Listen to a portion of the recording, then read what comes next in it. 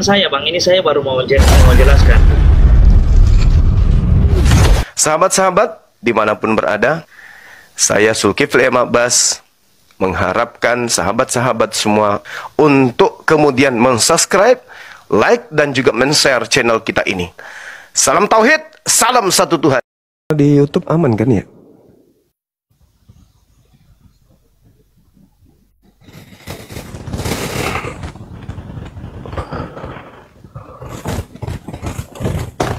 Nah iya, kan di sini dia bilang sebab Injil yang kuberitakan bukanlah Injil manusia. Iya, memang bukan manusia itu, maksudnya bukan manusianya itu, yang bukan Yesusnya itu yang memberitahukan dia sebagai manusia itu, Bang lo. Paham nggak Abang sampai di situ juga? Iya. Sekarang permasalahannya, ketika Yesus yang adalah manusia memberitakan Injil di Galilea misalnya, itu manusia atau bukan? Iya, memang manusia. Yang mengajar Injil di tengah-tengah Bani Israel itu manusia atau bukan? Ya, manusia yang mengajar. Nah, Yesus enggak itu? Yesus. Nah, sekarang yang datang kepada Paulus mengajarkan Injil manusia atau bukan? Ya, manusia. Inilah Anda. Oke. Anda dengar kata Yesus. Kata Yesus, waspadalah kepada penyesat yang datang kepadamu. Kalau tidak waspada, penyesat itu akan menyesatkan kamu. Ini sekarang yang Anda lakukan mau ngapain? Anda mengatakan Paulus mengaku manusia, padahal di situ tertulis bukan manusia. Terbuktikan ucapan Yesus, kalau Anda percaya kepada penyesat, Anda disesatkan. Anda sekarang sudah sesat nih. Tertulis di situ bukan manusia, Anda katakan manusia. Benar kan nasihat Yesus? Terbukti kan? Nah, makanya saya mau menjelaskan sama Abang, maksud Paulus dalam kalimat itu, dia itu menegaskan bahwa Injil yang dia beritakan bukan hasil ajaran atau tradisi manusia. Tapi dari mana? Ini bukan, tapi siapa? berasal langsung dari Allah melalui pernyataan Yesus Kristus. Sekarang saya kasih tahu dulu sama Abang. Coba, di mana tertulis dari Allah melalui Yesus? Nah, emang Injil, sekarang saya tanya sama Abang. Sekarang saya tanya sama Abang dulu. Gimana? Makasih, Bu. Abang sepakat nggak kalau Yesus itu adalah Allah, adalah Bapa? Setuju nggak? Itu Yesus yang adalah Allah, adalah iblis yang datang memakai nama Yesus. Waspadalah kepada penyesat yang datang kepadamu memakai namaku. Iblis itu ingin dituhankan. Lukas 4 nomor 7. Iblis ingin dituhankan. Yesus tidak mau dituhankan. Saya tanggapi Bang, saya. Silakan. Nah, gini loh. Jadi karena Abang, persepsi Abang dalam kekristenan kita itu, dalam ketuhanan ini, Abang bilang bukan, ya makanya saya bilang wajarlah Abang berkata seperti itu. Sekarang di mana Yesus? Melihat Yohanes di mana Yesus mengatakan? Iya ini Bang. Saya punya data Bang Jumaya, kita bisa buka di Yohanes 14. Di situ ayatnya yang ke-8 dan 9. Sebenarnya sih ayatnya dari ayat 1 sampai ayat 14 ya Bang Zuma ya. Cuman saya poinnya aja Bang, biar kita tidak terlalu sana ya. Ini saya baca poinnya. Ayat 8, kata Filipus kepadanya, Tuhan, tunjukkanlah. Ya, sabar dulu Bang ya, antar dulu Bang. Tuhan, tunjukkanlah Bapa itu kepada kami. Itu sudah cukup bagi kami. Kata Yesus kepadanya, ini Yesus menjawab pertanyaan itu ya.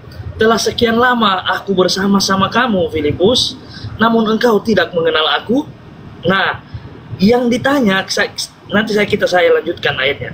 Yang diminta Filipus ini, tunjukkan Bapa itu. Sementara yang Yesus katakan ini, dia memperkenalkan dirinya, pribadinya dia sendiri. Nah, di sini adalah bukti di mana Yesus mengklaim bahwa dirinya Bapa itu, dirinya itulah Bapa itu sendiri. Kenapa Anda mengatakan karena memang di sini, coba sabar Bang ya. Coba sini Abang perhatikan lo baik-baik. Saya pikir Abang paham lo ayat ini. Saya rasa Abang paham. Tuhan, tunjukkanlah Bapa itu kepada kami.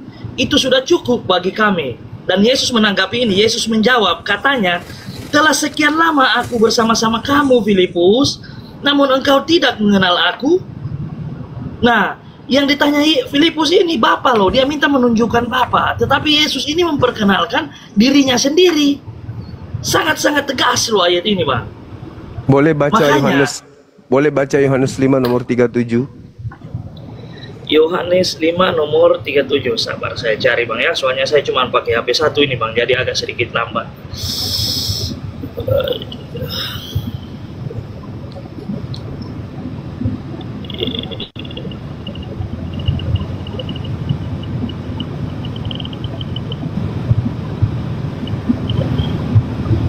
Yohanes 5 ayat 37 ya, Bang ya?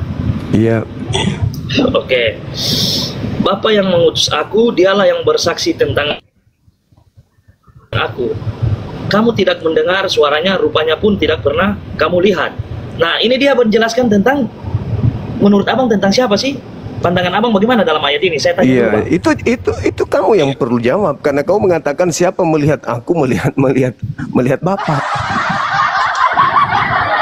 Iya, maksud saya gini loh, kan apa? Abang suruh saya baca ayat ini. Iya, maksud memang dalam maksud Yesus di situ, Bapa itu bisa dilihat gak? Iya, tidak, memang kan. Makanya saya mau bilang sama Abang. Memang Bapa tidak bisa dilihat. Saudara, kalau Yesus itu hidup di sekarang ini, di zaman sekarang, apa kata Yesus? Filipus, mulutmu itu longor, kau itu congor. Sudah sekian lama saya bersama dengan kamu, masih juga kau minta Bapak itu tunjukkan, sedangkan Bapak itu tidak bisa dilihat. Tidak bisa Bapak itu dilihat. Barang siapa yang melihat aku, sama seperti melihat Bapak. Kenapa? Karena aku melakukan pekerjaan sesuai dengan apa yang diperintahkan Bapak. Aku berkata-kata bukan dari diriku sendiri, tapi dari Bapak yang telah mengutus aku. Jadi siapa melihat aku sama melihat Bapak. Bukan berarti aku Bapak. Alamak. Masa Bapak jadi bayi? Masa Bapak jadi manusia? Masa Bapak jadi makhluk? Masa Bapak terbatas? Itu pemahamannya. Tapi saudara, kenapa Anda menganggap bahwa ucapan Yesus itu menandakan Yesus itu Tuhan? Kenapa? Karena Anda menganggap yang datang kepada Anda, yang mengajarkan Anda, membisikkan otak Anda, yang menutup hati Anda, yang membutakan mata Anda itu adalah Yesus anak Maria. Bukan. Yang membawa Anda ke gereja hari Minggu itulah yang membuat Anda menganggap bahwa ucapan Yesus dalam Yohanes 14 itu adalah Tuhan. Coba, seluruh ucapan Yesus, dengarkan, seluruh ucapan Yesus, seluruh ucapan Yesus, semuanya. Aku dan Bapa satu, siapa yang melihat aku sama melihat Bapa. Semua itu sudah Yesus sampaikan kepada muridnya. Yohanes 17 nomor 8. Mereka semua telah menerima semua ucapanku, dan mereka telah percaya bahwa engkaulah yang telah mengutus aku. Semua ucapan Yesus, semuanya. Kalau Anda kan cuma comot-comot, Yohanes 14, Yohanes 13, Yohanes 10. Dia enggak. Semua telah kuberikan, dan semua telah diterima. Dan murid-muridku percaya bahwa engkaulah yang telah mengutus aku. Jadi semua ucapan Yesus, bagi murid Yesus, menurut Yesus, Yesus hanyalah utusan Tuhan. Selesai. Ketika ajaran Yesus ini sampai kepada orang di luar agama ajaran Yesus, karena sudah terpengaruh oleh si penyesat, maka semua ucapan Yesus dianggap Yesus itu mengaku Tuhan. Lucu kan? Lucu. Anda bukan pengikutnya, Anda bukan orang Yahudi, Anda bukan muridnya, Anda bukan penganut Taurat, Anda bukan pemilik Taurat, tapi melantik anak orang adalah Tuhan. Sedangkan yang Anda tuhankan itu adalah kuasa gelap yang mengaku-ngaku Yesus. Makanya nanti ketika Anda ketemu, apa kata Yesus? Apa kata Anda nih? Tuhan, Tuhan, bukankah kami bernubuat, mengusir setan, bermujizat pakai namamu? Apa kata Yesus? Pada saat itulah aku Yesus akan berterus terang kepada mereka. Enyahlah daripadaku. Aku tidak mengenal kalian. Kalian semua adalah pembuat kejahatan. Kurang jelas apa? Bukan, gini Bang. Jadi berarti dalam ayat ini memang Abang juga tidak memahami. Abang juga tidak menanggapi ayat ini. Sementara Abang bilang tadi, itu Yesus mengenalkan bila mana Bapa itu sudah tidak kelihatan. Kata menurut Abang kan tadi, begitu dalam pandangan Filipus ini. Nah berarti dari sini Abang gagal paham dong dalam ayat ini. Coba Abang lihat di situ. Telah sekian lama aku bersama-sama kamu Filipus, namun engkau tidak mengenal aku. Kata tidak, namun engkau tidak mengenal aku. Nah, sementara yang ditanya Filipus itu Bapa loh. Nah, sangat jelas ini penekanan. Namun engkau tidak mengenal aku. Gitu loh Bang. Saya pikir abang pahami ayat ini. Oke, saya tambah lagi supaya Anda sadar kelas Anda bukan pengikutnya. Baca lagi di Yohanes 7 nomor 28 29. Kalau kurang lagi saya angkat tangan. Silakan. Silakan Anda baca lagi. Ya Bang. Yohanes berapa Bang? Yohanes 7 28 29. Oke. Silakan. Sabar ya, saya buka ya. Silakan. Yohanes 7 ayat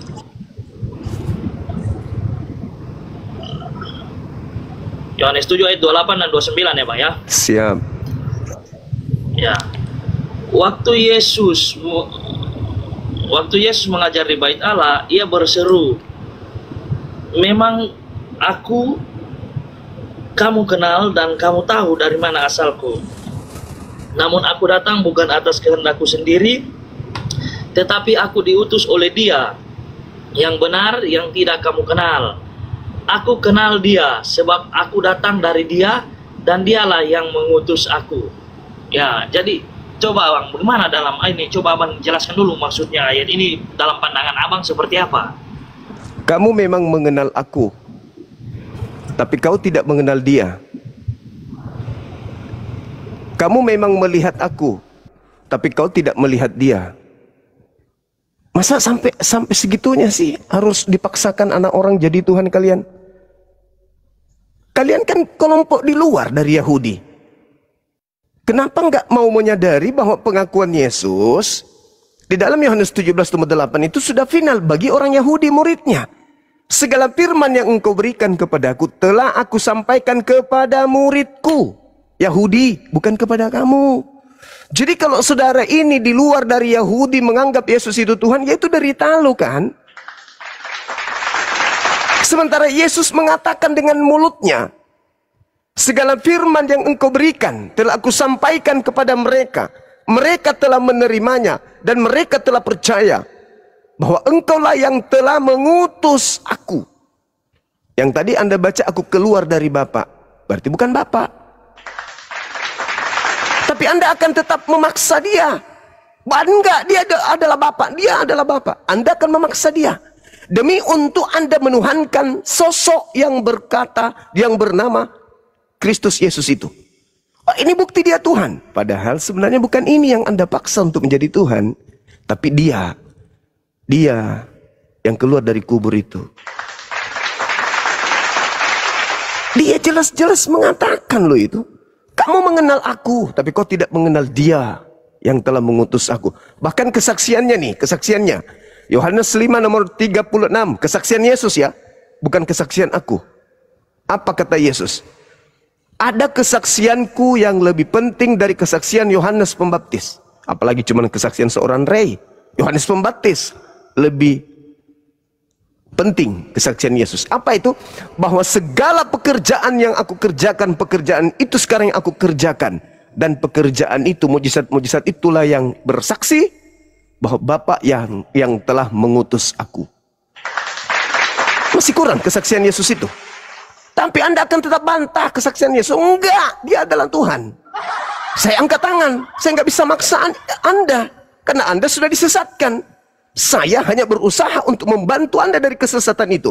Tapi kalau Anda membantu, benarlah kata Quran. Kata Quran itu, inna kaidah syaitan kana daif. Setan itu penyesatannya lemah. Yang membuatnya kuat adalah saudaranya sendiri, yaitu orang-orang kafir.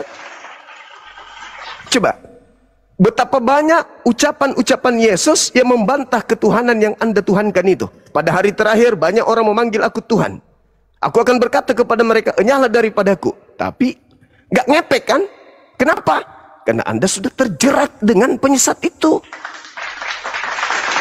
Karena penyesat itu datang kepada Yesus dalam Lukas 4 nomor 6. Hei Yesus, kalau kau tuhankan aku, maka segala kerajaan dunia akan aku berikan kepadamu jika engkau menyembahku, sebab aku berkuasa memberikan kepada siapapun yang aku kehendaki. Iblis loh yang mau disembah. Maka iblisnya supaya disembah, dia nggak mungkin pakai namanya Bom-Bom. Tidak mungkin pakai namanya Bang Suma. Namanya Yesusnya yang dipakai. Kenapa? Karena Yesus banyak melakukan mukjizat-mukjizat di tengah-tengah Bani Israel. Maka iblis datang menyerupai Yesus. Waspadalah kepada penyesat yang datang kepadamu dengan memakai namaku dan berkata, akulah Kristus. Jangan kamu percaya. Namanya penyesat, kenapa? Jangan dipercaya. Akibatnya apa? Ya ini, menyembah kepada dia yang sesat itu dengan memakai namaku. Belum sadar juga, Bu. Yesus datang mengajar 33 tahun, tidak pernah mendirikan sebuah kelompok kepercayaan bernama Kristen. Catat itu. 33 tahun Yesus hidup di bumi, menurut tradisi Kristen, tidak pernah dia mengajarkan orang-orang ibadah hari Minggu. Catat itu. Tidak pernah dia mengajar orang-orang untuk makan babi. Catat itu. Tidak pernah dia mengajar orang untuk jangan bersunat. Catat itu. Tidak pernah selama dia penginjilan untuk menunjuk Paulus menjadi rasulnya. Catat itu. Tapi percuma Anda catat kalau masih juga percaya kepada penyesat. Kenapa Anda percaya? Karena yang dinasehati Yesus untuk jangan percaya hanya muridnya Bani Israel. Sementara ente bukan Bani Israel. Wajar kalau Anda percaya. Sekarang permasalahannya adalah, maukah Anda disesatkan sampai Anda masuk ke alam kubur? Atau Anda berhenti dari lingkaran sesat yang Yesus nubuatkan itu? Silakan. Makanya salah satu cara saya untuk menolong saudara-saudaraku Kristen keluar dari penyesat itu adalah tema ini. Karena kalian menuduh Yesus mati untuk membatalkan hukum Taurat. Kristus telah menebus kita dari kutuk hukum Taurat dengan jalan menjadi kutuk karena kita. Sebab ada tertulis, sejak kapan Taurat itu untuk Kristen? Sampai-sampai Yesus harus mati untuk kalian. Nah, dari situ aja. Jadi tema ini untuk mengeluarkan kalian dari lingkaran penyesat yang Yesus nubuatkan, memakai nama Yesus dan berkata, akulah dia. Tapi kalau Anda tetap saja mau menyembah kepada Yesus, silakan. Saya tidak maksa. Saya hanya memberi peringatan saja. Silakan. Oke, ya sudah. Dari sini berarti saya bisa mengambil kesimpulan bahwa memang pandangan kita orang Kristen dan pandangan Abang dalam memahami Alkitab memang sangatlah beda. Jadi wajarlah kalau memang untuk kepercayaan atau iman itu memang tidak bisa itu dari orang-orang Abang ya, karena memang dalam pandangan ini saya bisa menarasikan bahwa Abang ini memang jauh dalam pandangan kita, cara kita mengimani Yesus itu sebagai Tuhan. Ya, jadi sudah tidak panjang lebar lagi Bang. Oke, terima kasih untuk diskusinya Abangku ya. Boleh 5 menit? Oke, silakan. Percayakah Anda ketika Yesus berkata akan datang penyesat memakai namanya?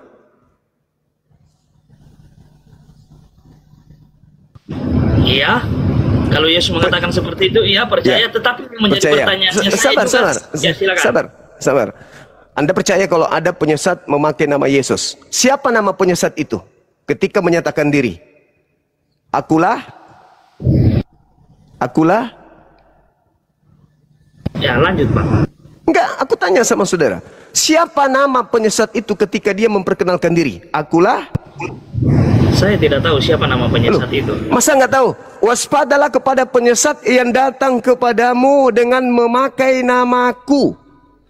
Penyesat ini ketika datang kepada murid Yesus memperkenalkan diri dengan nama siapa? Akulah.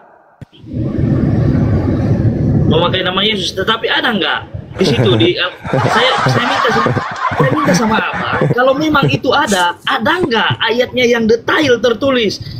Ini penyesat ini yang namanya Yesus, karena Yesus ini ada 2. Ini Yesus yang pertama dan Yesus yang kedua. Ada nggak? No. Sekarang penyesat itu penyesat itu datang memperkenalkan diri dengan nama siapa? Itu aja dulu. Iya, oke. Siapa namanya? Dengan nama Yesus. Nama Yesus. Aku adalah Yesus dan berkata akulah Kristus. Berarti nama lengkapnya siapa? Oke. Kristus. Berarti kalau dia memperkenalkan namanya, akulah Yesus Kristus. Sabar. Siapa di muka bumi ini yang banyak menjadi pengikut Yesus Kristus di luar Yahudi? Bang, ini pertanyaannya sudah ke sana ke bumi. Saudaraku, Yesus mengatakan, dia mengatakan akan menyesatkan banyak orang, akan menyesatkan banyak orang. Pertanyaan saya, di dunia ini orang banyak yang mengaku pengikut Yesus Kristus di luar Yahudi itu apa nama kelompoknya? Orang Kristen. Tapi apakah orang Kristen mengikut Yesus yang penyesat itu yang abang bilang tadi? Kalau bukan Kristen, ya. Kalau bukan, oke. Anggaplah bukan Kristen. Anggaplah bukan Kristen. Anggaplah bukan Kristen. Lalu mana? Dulu, Pak. Sabar, habis ini Anda. Lalu mana orang banyak yang menjadi pengikut Yesus palsu itu? Pengikut Yesus palsu. Pasti mereka mengatasnamakan dirinya Kristen. Di luar Kristen, yang menjadi pengikut Yesus tapi palsu itu yang mana yang banyak? Yahudi sudah pasti pengikut Yesus. Di luar Yahudi hanya ada Kristen yang banyak pengikut Kristus. Pengikut Kristus yang lain yang banyak itu mana? Tunjukkan kepada saya. Siapa namanya? Pengikut Yesus palsu maksud abang ini? Ya iya dong, kan banyak pengikut Yesus palsu. Di luar Kristen siapa? Siap, saya jawab ya. Ya. Kalau abang bertanya seperti itu, di mana? Saya tidak bisa bilang, oh Kristen itu pengikut Yesus palsu. Karena Yesus palsu itu bukanlah Yesus yang abang kita maksudkan itu, bang. Bukanlah Yesus menjadi imam kita. Sekarang saya tanya sama abang. Saya tanya dulu sama abang ya. Tadi kan abang sudah sudah bernarasi. Saya minta tolong abang paparkan ayat yang tertulis di Alkitab bahwa ini ada Yesus palsu. Yang benar-benar ini saya Yesus satu. Saya Yesus yang pertama, ada Yesus yang kedua. Dan kalau saya ini Yesus yang pertama, kasih tahu kalian tidak boleh ini ya. Soalnya ada Yesus yang kedua, dan Yesus yang kedua itu datang. Oh, ini saya Yesus yang kedua, saya Yesus palsu nih. Ada nggak di Alkitab saya? Tertulis saya tunjukkan. Saya tunjukkan. Ya, Anda baca ya. Yesus palsu ya, Yesus palsu ya. Ya, silakan, Pak. Oke.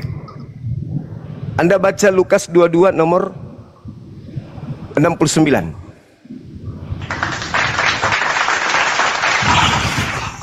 Yes, sabar bang ya, saya cari dulu. Silakan.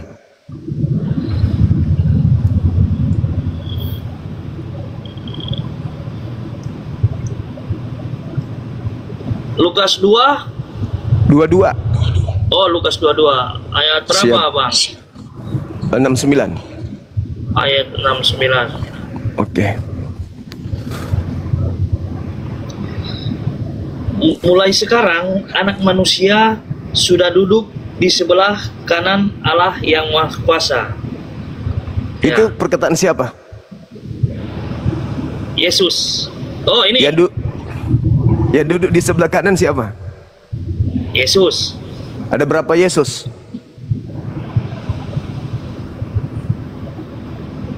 Oke, saya jelaskan ya. Silakan. Silakan.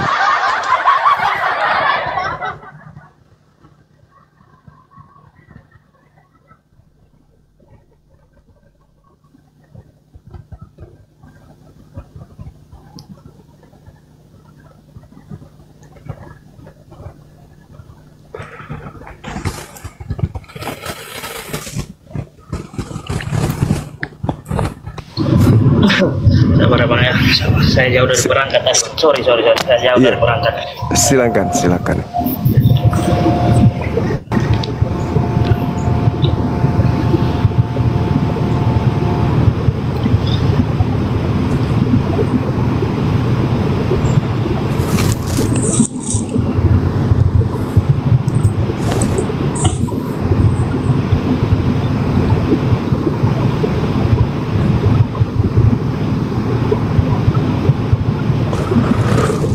Oke bang, dalam Lukas 22 69 ini, sebenarnya sih Yesus di sini kalau kita pahami betul-betul ayat ini, ini Yesus menjelaskan bahwa kealahannya bang, ilahinya, mengklaim diri. Karena begini bang, yang artinya Yesus berkata bahwa mulai sekarang anak manusia itu Yesus sendiri ya, sudah duduk di sebelah kanan Allah yang Maha Kuasa. Ini menunjukkan kedudukannya yang mulia dan berkuasa sebagai tanda bahwa dia telah diangkat menjadi raja dan hakim di surga. Jadi meski secara fisik Yesus belum naik ke surga, dia sudah memegang otoritas ilahi dari Allah. Ini janji dan kepastian tentang kedatangannya yang mulia nanti. Kalau dalam ayat itu, Bang Lu. Saya yakin 1000 orang Kristen berhadapan dengan saya. Kalau dia masih belum bisa membantu dirinya untuk keluar dari lingkaran penyesatan, akan mengucapkan kata yang sama. Apalagi yang Anda harus ucapkan? Nggak ada lagi kan? Tidak mungkin Anda langsung mengatakan, iya ya Bang Suma, betul ya. Berarti selama ini saya salah ya. Berarti selama ini saya telah disesatkan ya. Nggak mungkin kan? Nggak mungkin.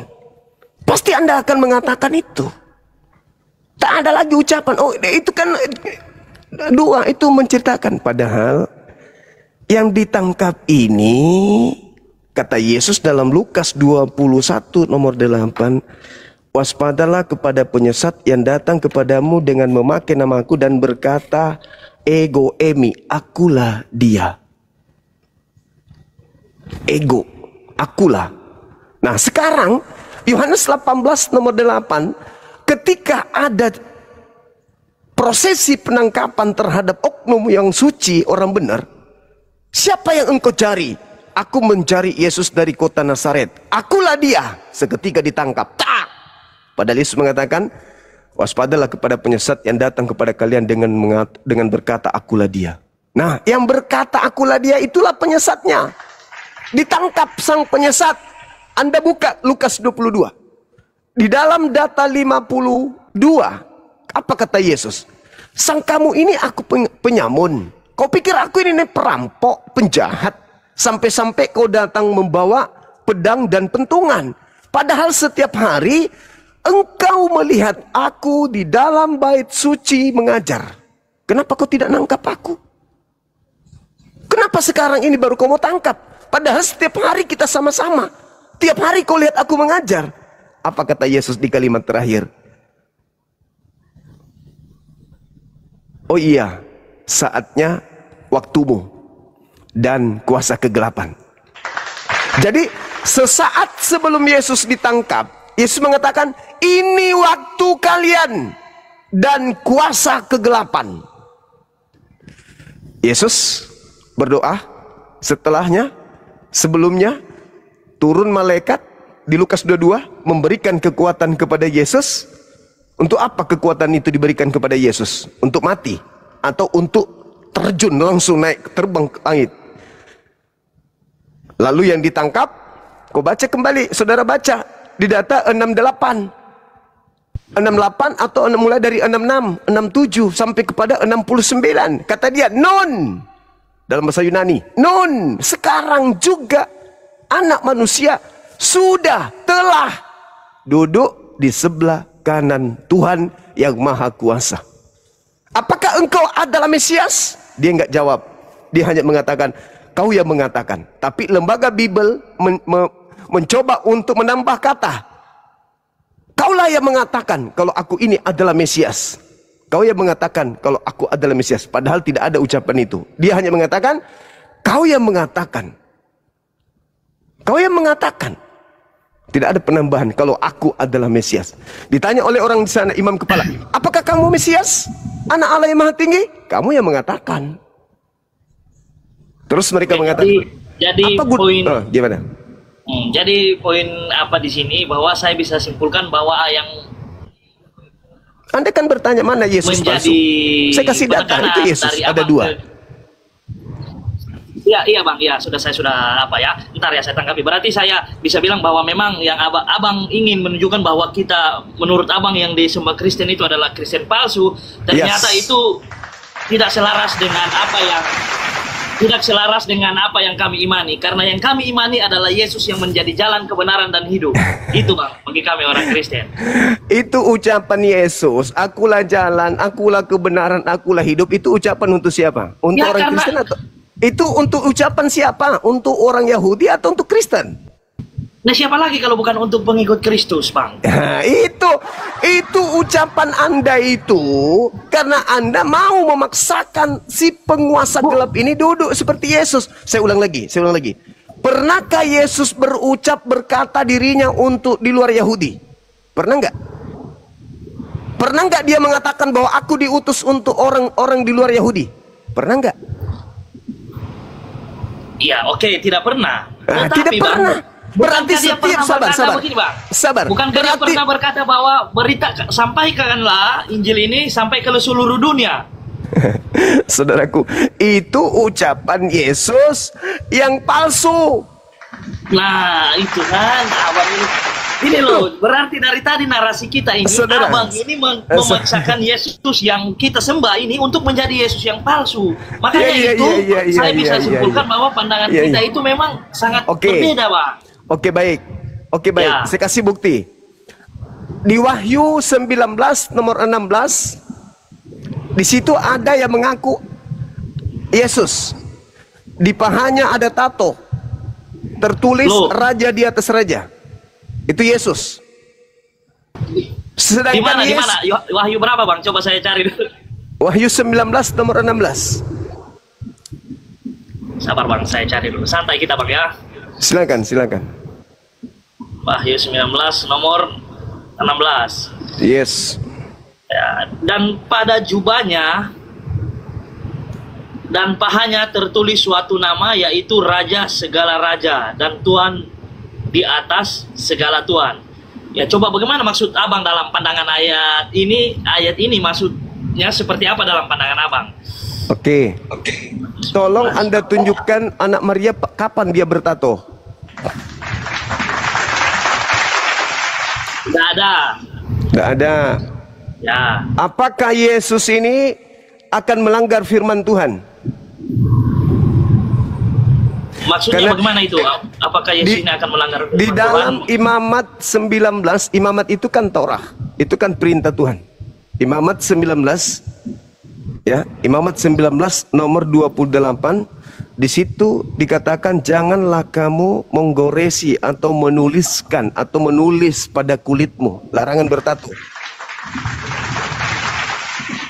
Berarti tidak mungkin Yesus yang melukis pahanya dengan menulis raja di atas raja. Itu pernah terjadi. Inri raja orang Yahudi, tapi di atas salibnya orang yang disangka Yesus itu, tapi bukan di paha. Itu. Terus kemudian di dalam Matius 26 nomor 29, Yesus pernah berjanji, aku tidak akan pernah minum anggur lagi di dunia ini kecuali nanti di kerajaan surga, kata Yesus yang asli. Yohanes 19 nomor 30, lalu dia meminum anggur, lalu menyerahkan nyawanya, lalu menundukkan kepalanya, lalu matilah dia. Yesus yang asli mengatakan, aku tidak akan minum anggur lagi selain nanti di kerajaan Tuhan. Yang disalib minum anggur.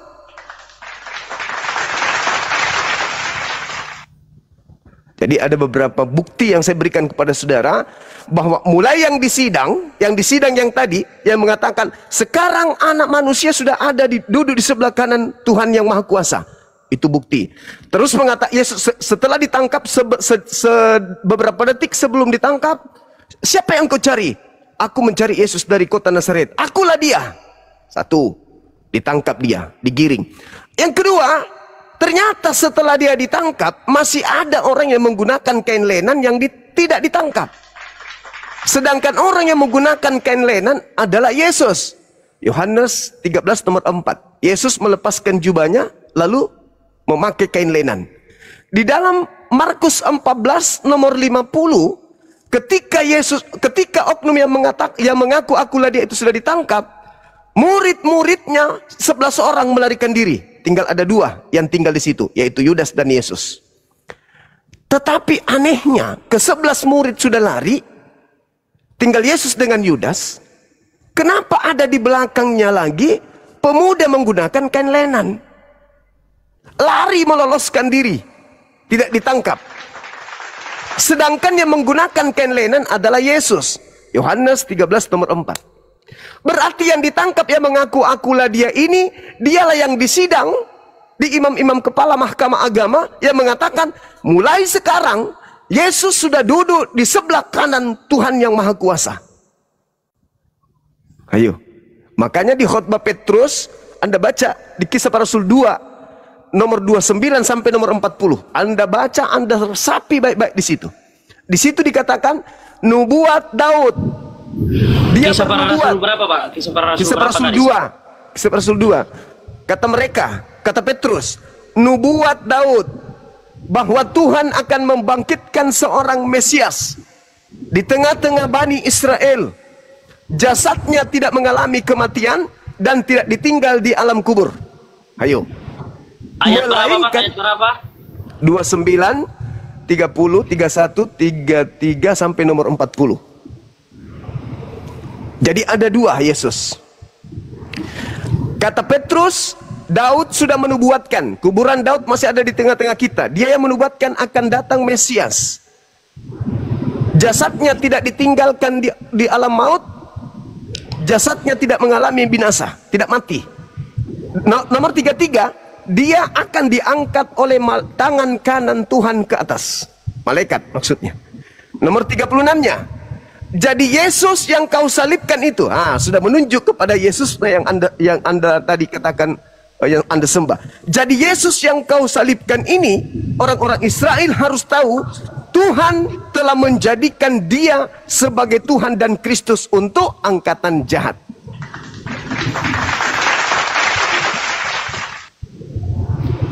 Jadi ada dua Yesus. Satu diangkat oleh malaikat, tangan kanan Elohim. Satu disalib. Itu yang disalib itu dilantik menjadi Tuhan dan Kristus bagi angkatan jahat. Siapa angkatan jahat ini? Oknum yang percaya kebangkitan pada hari ketiga. Mana dalilnya? Matius 12 nomor 38 sampai nomor 40. Angkatan jahat ini minta satu tanda dan tidak diberikan satu tanda apapun selain tanda Yunus. Sebab Yunus 3 hari 3 malam dalam perut ikan, demikian juga anak manusia. Dia tidak mengatakan Yesus. Anak manusia akan berada dalam perut bumi 3 hari 3 malam. Berarti bangkit pada hari ketiga. Sama seperti Yunus keluar pada hari ketiga. Itu tanda untuk siapa? Untuk angkatan jahat. Jadi yang percaya kebangkitan hari ketiga adalah angkatan jahat. Maaf saudara, saya hanya pemberi peringatan. Anda mau percaya silakan, Anda mau keluar dari lingkaran itu silakan, Anda mau tetap dalam keadaan yang sekarang silakan. La ikraha fiddin. Tugas saya hanya mengingatkan. Ya, baik, terima kasih ya Bang Cuma. Jadi saya bisa simpulkan bahwa ternyata memang dalam pandangan kita orang Kristen dengan pandangannya orang Abang memang sangat beda untuk mendalami Alkitab kita Nasrani ya. Jadi oke, untuk itu terima kasih banyak untuk diskusi malam ini Bang Sumaya. Sehat selalu ya. Makasih saudara Rey, makasih. Ya, siap Bang, siap. Turunin Bang. Makasih saudara. Ya.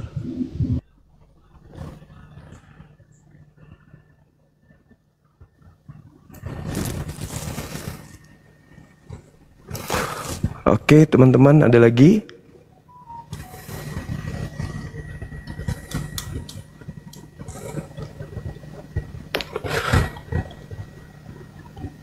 Silakan.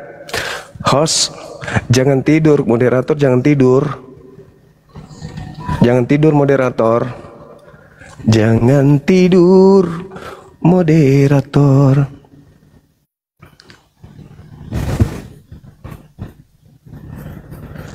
Ya, saudara-saudara, jadi kita umat Islam itu kata Allah di dalam Al-Quran. Bismillahirrahmanirrahim.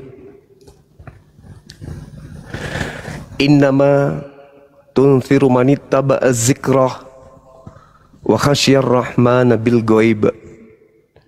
Jadi Nabi Muhammad, umatnya itu diutus hanya untuk memberi peringatan kepada orang-orang yang mau mengikuti peringatan dan yang takut kepada pencipta langit dan bumi yang maha pengasih, walaupun pencipta langit dan bumi itu tidak kelihatan.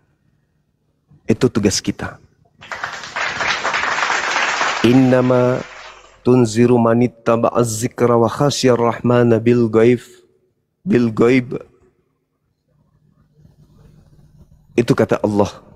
dalam Al-Quran. Fabashshirhu bimaghfiratin wa ajrin karim.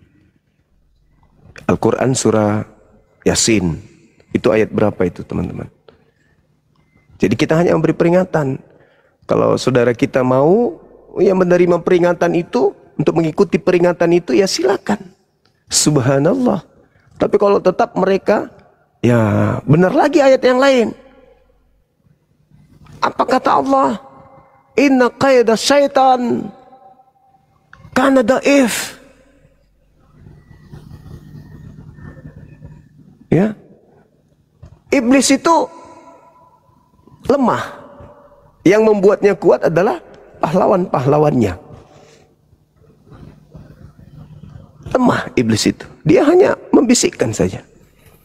Tapi yang kuat mempraktekannya itu ya pahlawan-pahlawannya. Wa ikhwanuhum yamuddunahum fil ghayyi tsumma la yukassirin. Itu kata Al-Qur'anul Karim. Jadi kalau dikatakan, wah berarti cara Anda membedah, cara Anda memahami tidak sama. Ya memang untuk itulah kami diutus. Kalau sama ngapain ada Nabi Muhammad diutus kalau sama? Karena tidak sama itulah maka Nabi Muhammad diutus untuk mengajarkan kemudian manusia seluruhnya kepada jalan keselamatan. Ya ayyuhalladzina amanu inni rasulullahi ilaikum jami'a. Gitu saudaraku ya.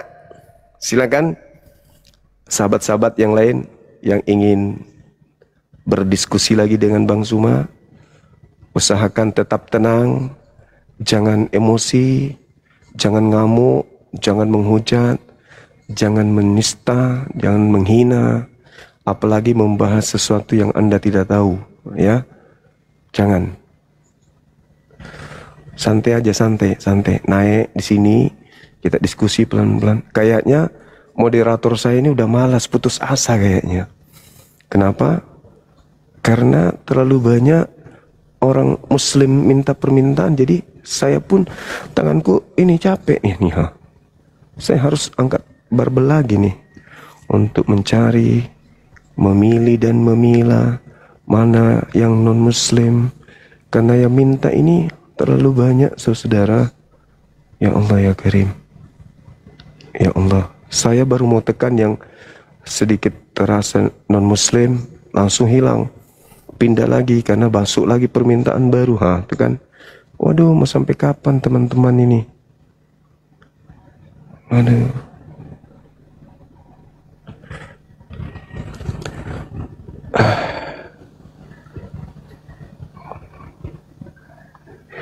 Bukannya aku putus asa, cuman aku heran aja.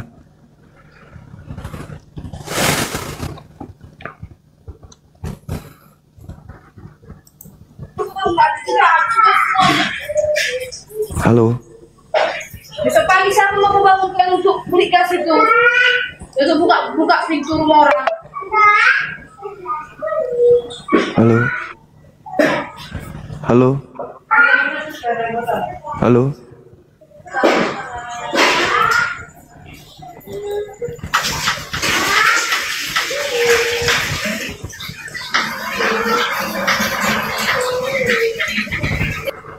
Lagi masak B2 teman-teman. Habis gas. B2-nya masih hidup katanya.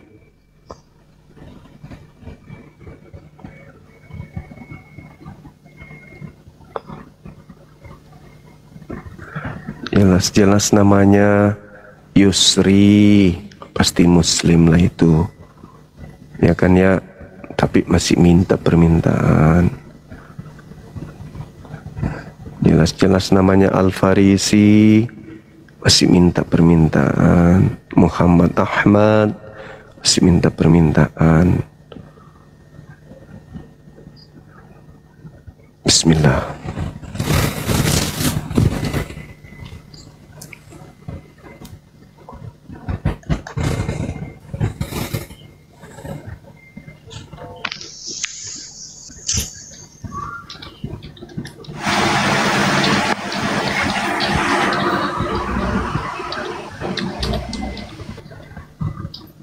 Halo.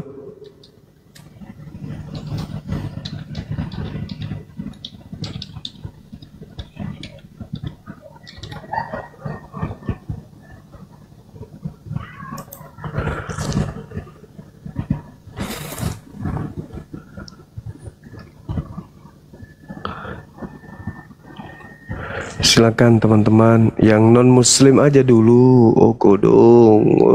Oh kodong.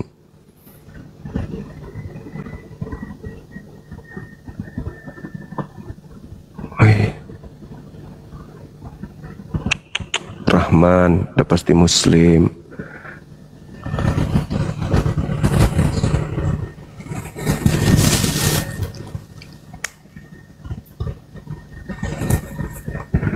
Halo saudara Johan. Assalamualaikum Bang Juma. Waalaikumsalam. Dari sekte mana Bang? Protestan, Katolik? Alhamdulillah saya mualaf Bang dari NTT Sumba Tengah. Oh Masya Allah, luar biasa. Alhamdulillah. Iya. Ya Bang Juma. Ada yang ingin disampaikan? Siap. Makasih Bang, makasih. Nah, masalah. Juma. Tadi.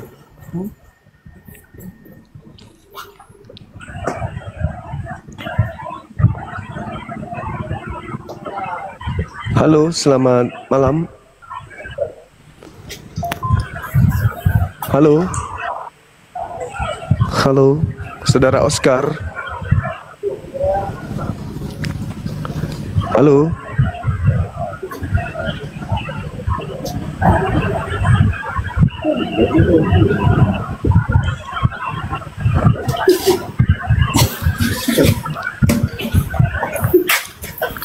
Saya alhamdulillah.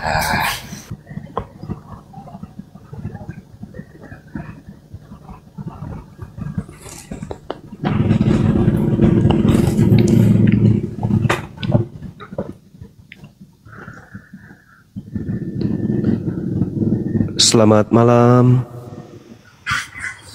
saudara Keong.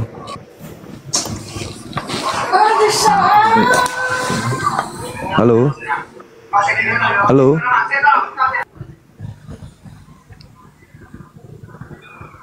Halo. Saudara user. Apa kabar? Pemacaran akhirnya. Selamat malam. Selamat malam.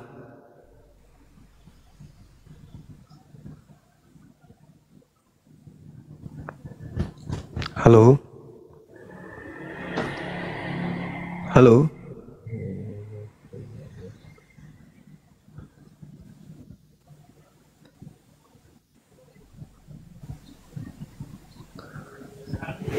Kacang goyeng, selamat malam. Selamat malam. Selamat malam.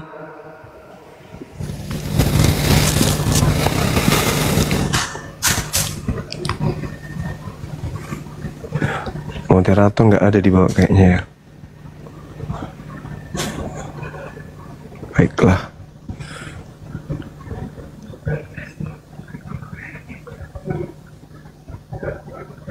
Mungkin teman-teman kita ini nggak sadar ya kalau minta permintaan gitu ya. Muncul nggak tuh ya kalau misalnya kita minta permintaan di ini, di HP kita.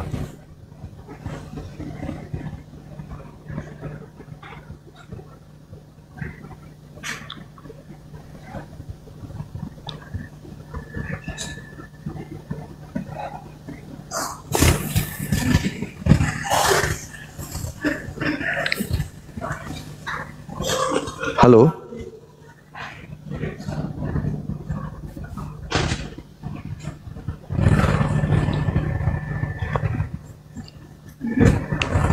Siapa, Dek? Jangan ribut, bilang. Jangan ribut. Halo. Naik, diam, baik. Kejam Assalamualaikum kali. Bang Zuma, sehat selalu. Diam-diam baik. Halo. Halo Bang Zuma, selamat malam. Malam saudara Gerson. Bisa buka Saya kamera dari bang? Saya dari Sumba Bang. Sumba, di mana itu? Sumba Timur NTT. NTT, Nusa Tenggara Timur. Oh siap. Pulau Sumba. Kalau Sumba, Protestan, Katolik di sana banyak ya? Protestan Bang. Protestan. Gereja Leste. Oh, Timur Leste yang Katolik banyak. Iya, sama di Flores. Siap. Oke, saudara mungkin bisa buka kamera. Kita diskusi pelan-pelan. Aduh, kayaknya nggak bisa buka deh Bang. Saya di luar nih. Oh gitu. Padahal asik kalau buka kamera kita sambil diskusi ringan. Biar saya tidak cuman menatap gambar doang. Iya, sebetulnya sih tapi gelap Bang. Saya di luar nih. Oke lah kalau gitu. Tapi bagusnya sih buka. Tema ini Bang yang kita ingin bahas terkait dengan Tema apa Bang? Apa hubungannya Oten dengan kitab Torah? Oten itu menuju ke pribadi Kristus ya, Yesus ya. Bukan, saudara Kristen. Oten orang Kristen. Orang Kristen ya.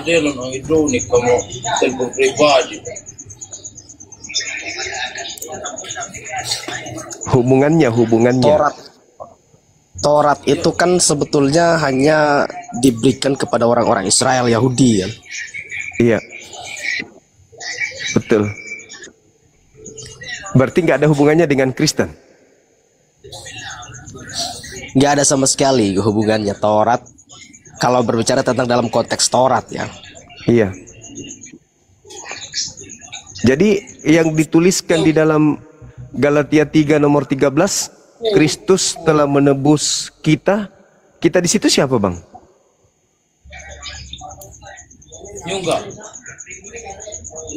Itu berbicara tentang apa ya, di dalam konteksnya orang Kristen, orang yang percaya Kristus gitu. Tapi di situ Kristus menebus dari kutuk hukum Taurat.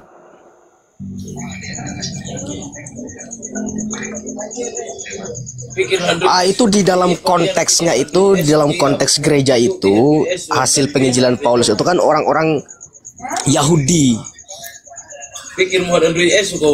orang Israel Yahudi. Nah. Orang Yahudi yang tinggal di Galatia. Iya, betul. Berarti bukan untuk non-Yahudi. Bukan. Berarti Yesus mati bukan untuk non-Yahudi. Nah itu beda lagi Bang nanti. Hah? Itu kan di dalam konteks itu ketika Paulus memberitakan memang Yesus mati untuk semua orang yang percaya kepada Dia gitu loh. Oh, jadi kematiannya ini bukan yang terkait kutuk hukum Taurat itu ya? Iya, karena memang begini, orang-orang Yahudi itu 100% tidak ada yang menuruti hukum Taurat. Tidak ada yang mengikuti secara penuh tentang hukum Taurat itu. Sehingga sekali dibatalkan aja gitu. Enggak dibatalkan, justru Yesus datang itu untuk menggenapi gitu. Oh, jadi hukum Taurat itu digenapi, maksudnya dihilangkan Bang? Nggak dihilangkan loh Bang, nggak dihilangkan. Tapi kan nggak digunakan lagi, nggak dipakai lagi. Makanya Yesus bilang jangan bergantung pada hukum Taurat gitu loh, kata Yesus gitu. Jangan bergantung pada hukum Taurat. Oh, itu tertulis di mana? Itu ketika dia berbicara pada orang Yahudi. Di mana itu Bang? Saya boleh baca? Gimana ya? Saya pernah baca waktu itu Bang, itu ayatnya tuh. Oh, Di surat Paulus kali ya? Oh, ini. Saya punya kalau teknisi. Berarti pada kesimpulannya tidak ada hubungannya Taurat dengan orang Kristen ya? Taurat itu ketika ketika ada itu sebagai bentuk pemberitahuan kepada orang Kristen masa kini. Orang Kristen masa kini. Itu tertulis di dalil nggak bahwa Taurat itu untuk orang Kristen? Ya memang nggak tertulis, Bang, nggak tertulis. Tapi ada tertulis kalau hukum Taurat itu hanya untuk Bani Israel. Iya, hukum Taurat itu diberikan kepada Bani Israel, kepada orang Israel. Berarti bukan untuk Kristen ya, kesimpulannya ya? Bukan. Oh, ya. Berarti kalau kita berbicara mengenai konsep yang ada di tengah-tengah Bani Israel, termasuk yang Yesus ajarkan, itu hanya untuk Bani Israel saja? Enggak lah, itu beda lagi. Kalau hukum-hukum Kristus itu beda lagi. Atau memang Yesus pernah mengajar kepada non-Yahudi kala saat dia datang di tengah Israel? Justru Yesus datang untuk melayani semua umat. Tertulis di mana itu, Bang? Yohanes 3 ayat 16, Bang. Yohanes 3 nomor tidak ada di situ dikatakan untuk seluruh umat itu, Bang. Karena begitu besar kasih Allah akan dunia ini sehingga Ia telah mengaruniakan anaknya yang tunggal supaya setiap orang yang percaya kepadanya tidak binasa melainkan beroleh hidup yang kekal, katakannya kan. Iya, tapi itu kan tidak berbicara mengenai pengutusan. Ya justru kedatangannya loh, Bang, kedatangannya itu.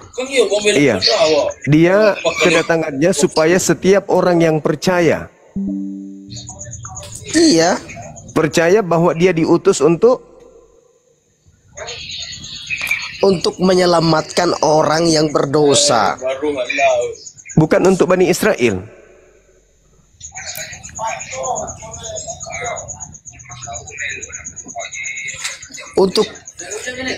Karena memang sudah dinubuatkan di dalam konteks Israel, dia harus datang melalui Israel. Dia menjadi bangsa Yahudi, menjadi orang Israel, kan seperti itu, Bang. Lalu apa yang diajarkan kemudian ke non-Yahudi Yesus ini?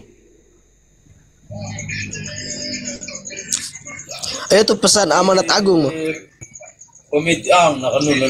Amanat agung untuk beritakan Injil.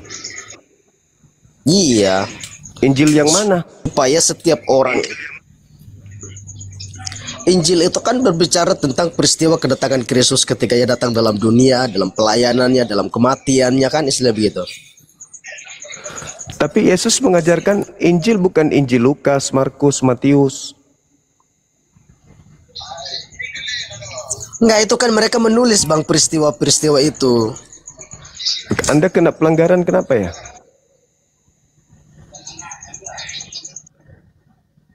Kenapa dia kena pelanggaran? Karena mutar-mutar.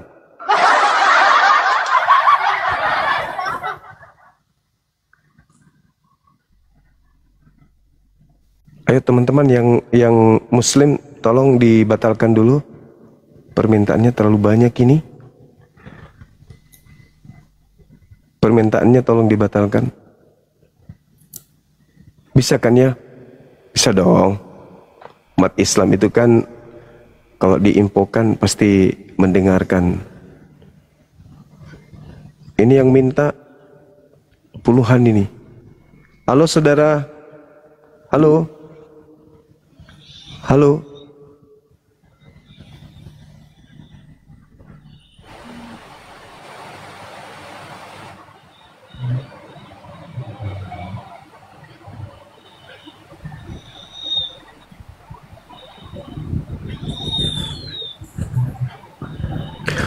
Marhalis. Oh, saudaraku Marhalis. Purna ko kumandele. Saudara Airfood. Halo. Halo. Halo. Iya, hello. Ya. Dari sekte mana, Bang? Protestan. Protestan. Ya. Protestan. Oke, bisa buka kamera?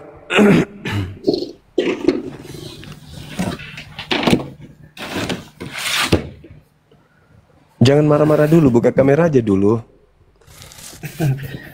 Agak kabur Bang, agak jelek. Nggak apa-apa. Nah, kan cakep kalau buka kamera kayak gini, ha. Wah, ganteng bener abang kita ini ya. Dari Katolik, Protestan? Protestan Bang. Protestan. Ini ada tema, saudaraku, ada tema yang menarik untuk kita bahas.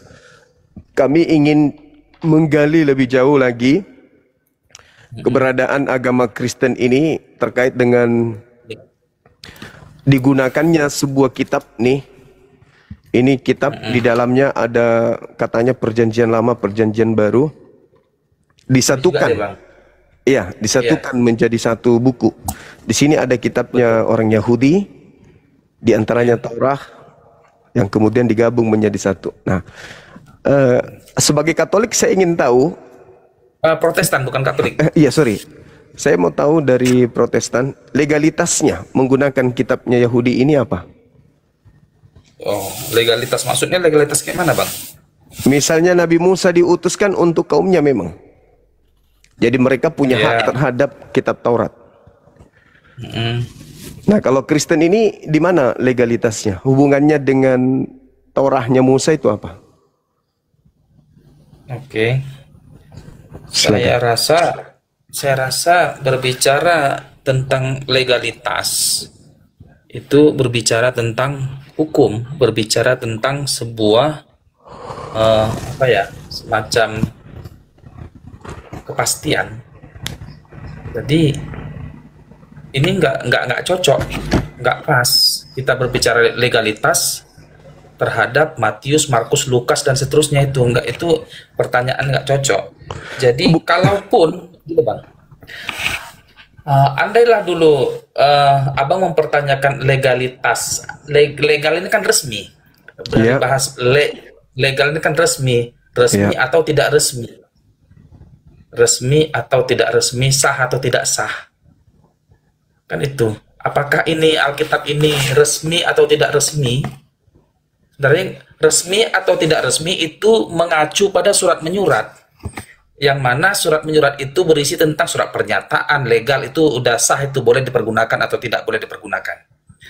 Jika memang Alkitab ini tidak resmi atau tidak sah menurut si pemilik, contohnya dulu ya, diambil orang Kristen, perjanjian lama ini ditempel, disatukan ke perjanjian baru, Matius sampai dengan Wahyu, tentu ada teguran atau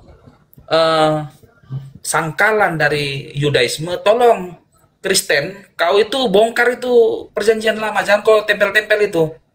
Tetapi sampai detik ini perjanjian lama yang disatukan dengan perjanjian baru, Kejadian sampai Zakaria, tidak ada larangan dari Yudaisme untuk menyuruh bongkar ini kitab ini.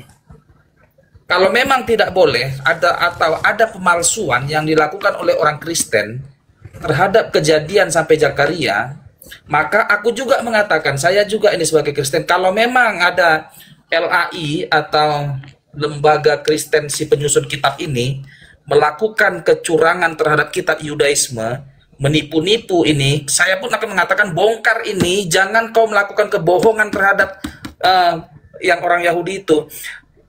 Karena tidak ada perbedaan, artinya tidak ada kejahatan yang dilakukan oleh orang Kristen terhadap penggabungan ini, maka orang Yahudi pun nggak terlalu komplain dia. Ya kalau memang kau tidak ada kau tambah-tambahi atau kau kurang-kurangi kitab itu, maka nggak kalah masalah. Dan kitab disatukan pun, perjanjian lama dengan perjanjian baru nggak masalah, karena tidak ada yang ditambah-tambahi atau dikarang-karangi.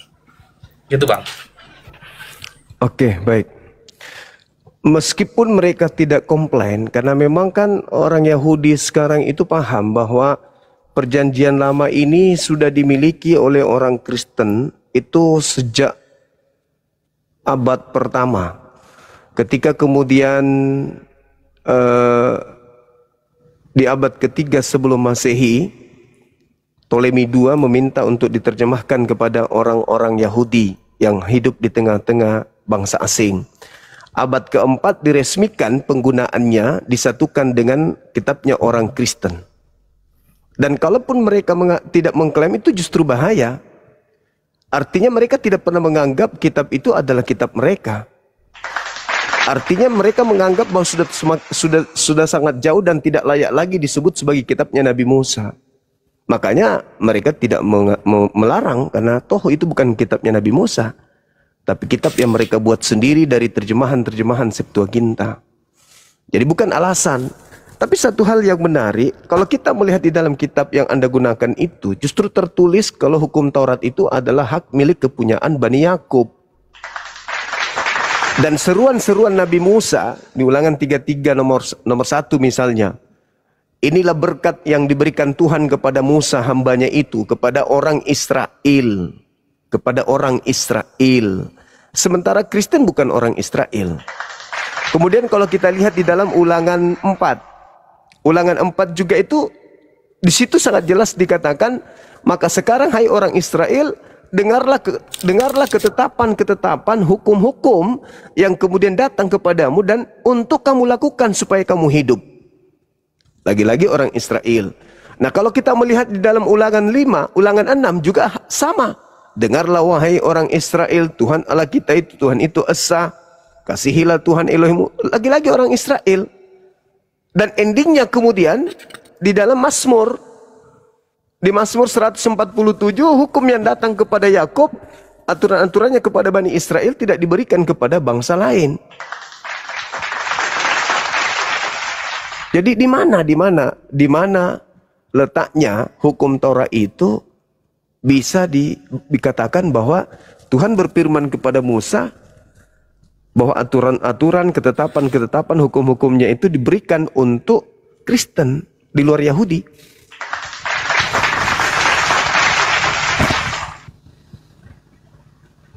Oke. Aku rasa gini.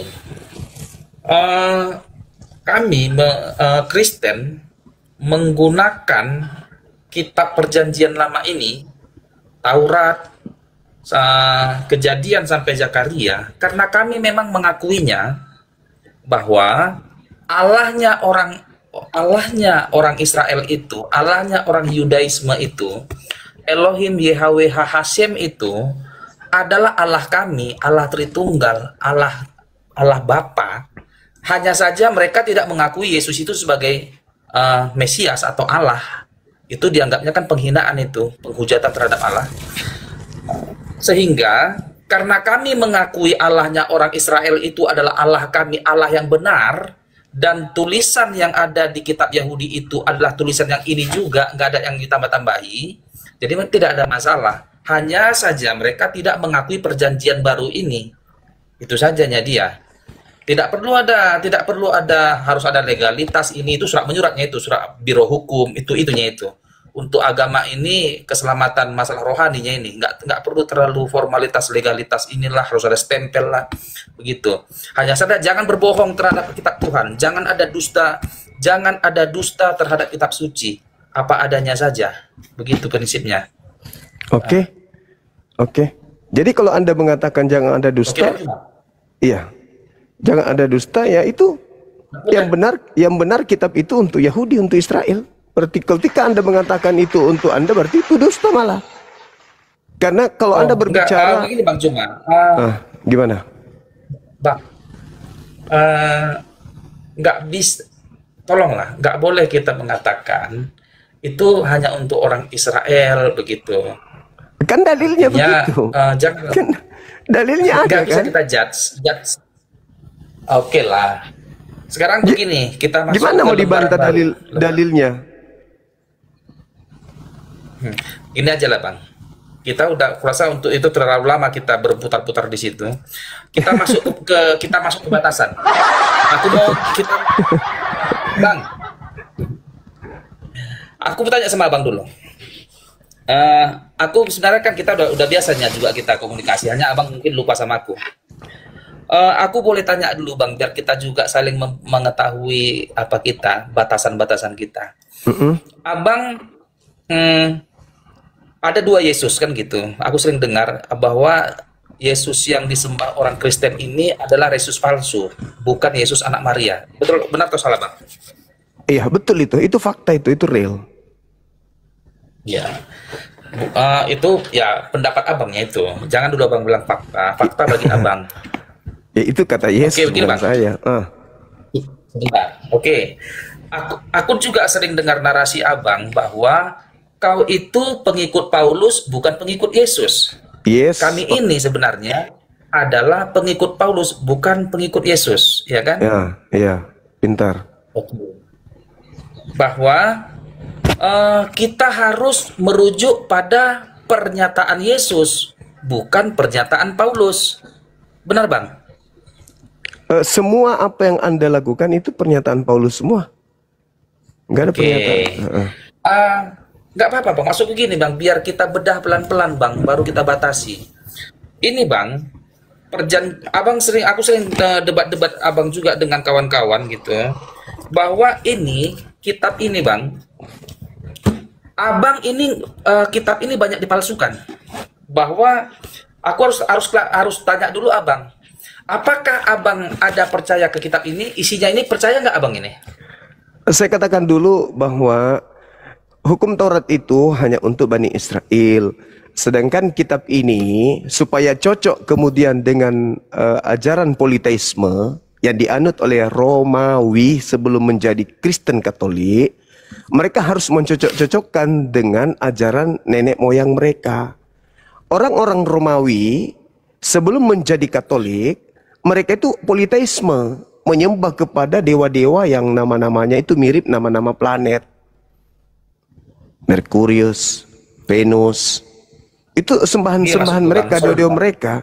Nah, nanti mereka mengotong bang. Iya, silakan. Masuk gini bang, biar kita fokus pada topik bahasan yang mana yang bisa kita pergi bang. Sebuah pembahasan yang layak kita debatkan atau kita kaji adalah yang mana data itu abang percayai dan aku juga percayai. Oke. Jangan nanti ku bawa data, nanti ternyata abang tidak percaya, aku percaya. Semua data yang abang tidak percaya aku buang, nggak aku gunakan sebagai data kerangka acuan. Contoh bang ini, perjanjian lama. Agar jangan nanti abang mengatakan, oh nggak boleh itu kitabnya orang Yahudi. Maka perjanjian lama ini nggak akan kupakai sebagai bahan debat untuk abang. Kututup karena itu kitabnya orang Yahudi, nggak terpakai. Kenapa? Karena abang nggak percaya atas bahan referensiku.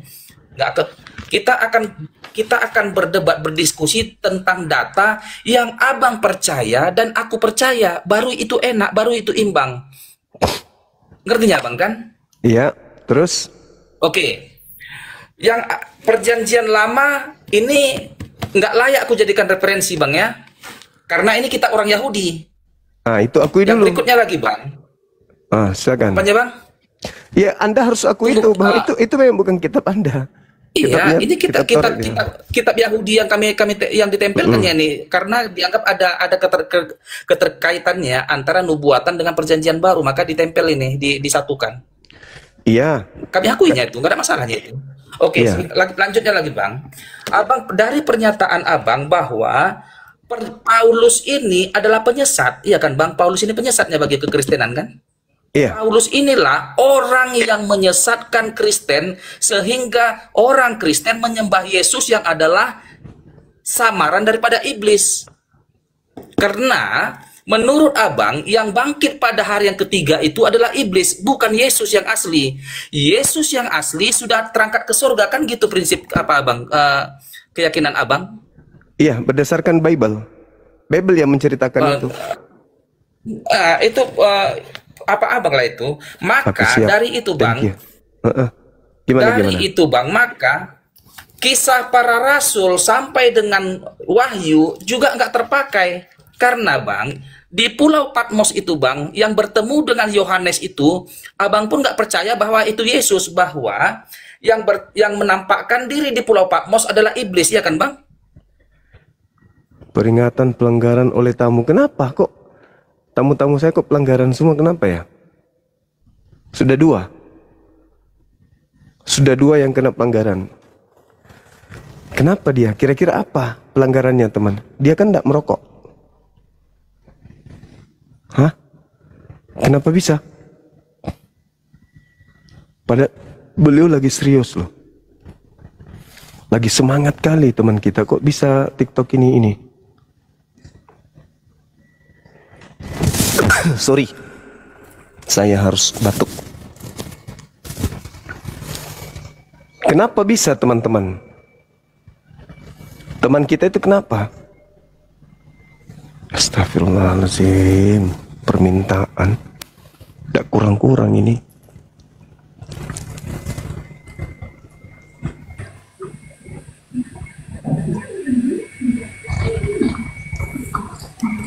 TikTok hapus beliau. Kenapa ya? Halo saudara Erlangga.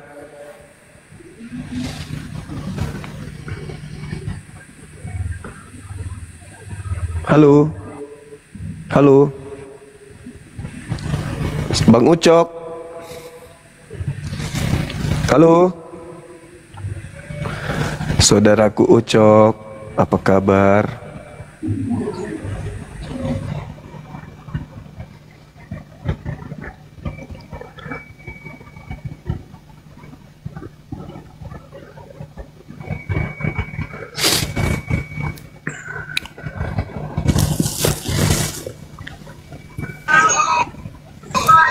Halo, saudara Enjoy.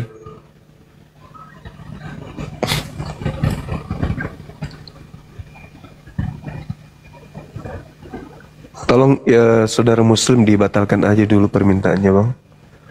Terlalu banyak kali ini permintaan. Capek moderatornya di bawah. Halo, selamat malam. Halo. Halo, selamat malam. Malam saudara Joshua. Apa kabar bang? Kabar baik, baik. Puji Tuhan. Siap. Dari mana ini? Makassar. Makassar. Oh iya. Daerah bandara tinggal.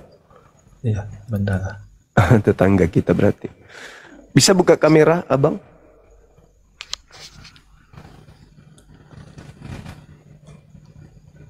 Halo. Saudara Joshua, bisa buka kamera, kita ngobrol-ngobrol santai. Oh, belum bisa ya? Belum bisa. Dari Katolik atau Protestan abang kita ini? Protestan. Protestan ya. Tadi bang, kami sudah diskusi terkait dengan hukum kitab Torah, kitabnya orang Yahudi yang kemudian terjemahannya dipakai oleh saudara kita Kristen. Nah, saya ingin mendapatkan penjelasan hak paten agama Kristen menggunakan terjemahan kitab Yahudi itu apa gitu bang. Adakah firman Tuhan di dalam kitabnya Yahudi bahwa Tuhan berfirman kepada non-Yahudi semisal ke Romawi atau Yunani atau untuk orang Mesir? Kalau orang Arab kan kami sudah akui nggak ada, sesuai dengan apa yang tertulis di Bible itu nggak ada. Nah kalau orang Roma sebagai Kristen pertama, itu apakah ada dalilnya di dalam gubuk ke bambu? Berat saudara-saudara, ya naik tadi juga langsung setirnya, banting setir, lari ke masalah Yesus palsu. Berat.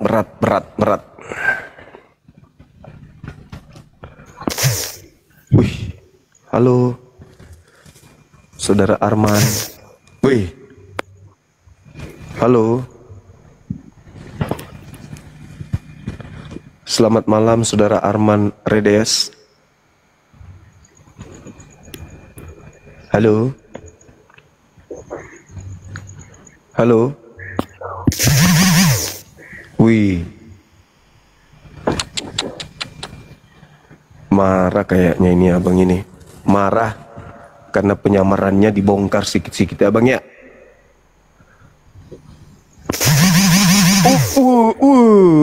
Kayaknya marah abang ini. Karena ketahuan kalau menggunakan kitabnya agama lain ya. Bukan kitab sendiri, marah dia. Nggak mau diganggu. Jangan kau ganggu kami. Jadilah kalian semua sebarisan dengan kami. Jangan kau ganggu. Yang ada kamu harus masuk menjadi pengikutku. Marah kayaknya bang kita tadi itu. Halo saudara. Selamat malam. Halo. Saudara Arsh. Halo. Colek mu deh. Halo saudara Putra Ambon, selamat malam. Putra Ambon. Putra Ambon. Oh. Putra Ambon manise. Halo. Mores. Iya, halo. Iya, selamat malam, Bang. Selamat malam. Dari Katolik atau Protestan, abangku? Dari Katolik. Katolik, iya. Kita boleh diskusi? Boleh. Bisa buka kamera, Bang? Buka kamera biar kita lebih rileks.